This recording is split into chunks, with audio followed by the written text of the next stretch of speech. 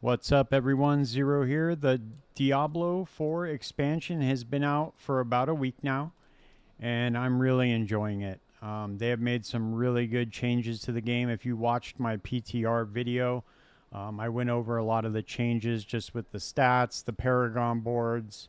But the things that we didn't cover were the Spiritborn, the Curast Undercity, and the raids, the new endgame activities. I think they did a really good job on all this stuff. I think the game is headed in a really good direction. The Curast Undercity is a really good way to farm certain items, especially for runes. What you do is you use a tribute and a bargain. And what these do is they allow you to farm specific things in the Cuirass Undercity. What it is you see in the background here, is a timed dungeon. So you go around, you light these little pillars, and then they give you attunement. And when the bar fills up, that's when you get maximum rewards. You want to look for the guys on the map that have the little hourglasses next to them because they're going to add time to the dungeon. It feels really rewarding and it's really fast. You can speed run it, and I think this is a great addition to the end game. Couple of things. There are some bugs this season. The season mechanic appears to be bugged. If you look on the forums, you'll see a bunch of people posting about the opals not working. They are the currency for the season mechanic. You follow the realm walker, and once you kill him, you enter into another dungeon, and you go to the end of the dungeon and you get rewards, and you will get these things called seething opals, and they are supposed to also be a way to target farm certain things. However, for some reason, they do not seem to work. They seem to work for a couple of kills right in the beginning, but then they don't work anymore. And I'm also seeing some reports that they're not granting as much favor. Even though you see when you kill the monsters, you'll see the favor is adding up, like you're getting it from each kill. It does not seem to be registering with the guy that you talk to interact with the season mechanics. So I don't know.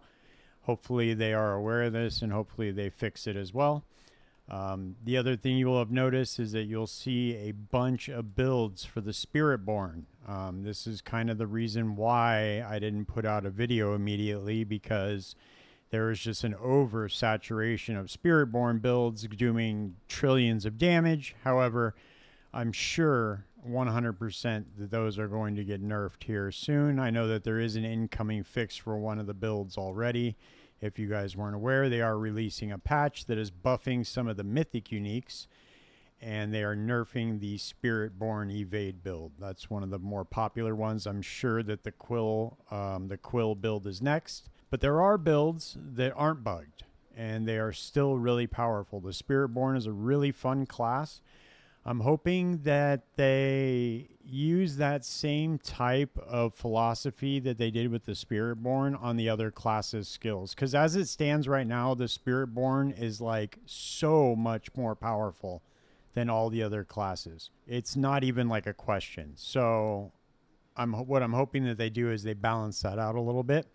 And the good way that they could do that is the Spiritborn is allowed to mix and match the influences on the skills. So for instance, you can make all the skills eagle skills. It allows for a lot more build variety. And that's a really, really cool concept. And I hope that they do that for the other classes as well. Like, so for instance, you could say something for the sorcerer be, say, all skills now have the fire tag or something similar. So that would be really cool if they did that.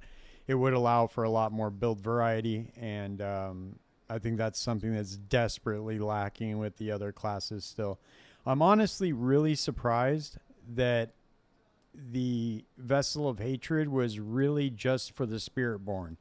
Like, they didn't add that much for any of the other classes. I think everybody got like one skill, a couple of items. They didn't really do very much. I was expecting, honestly, a lot more.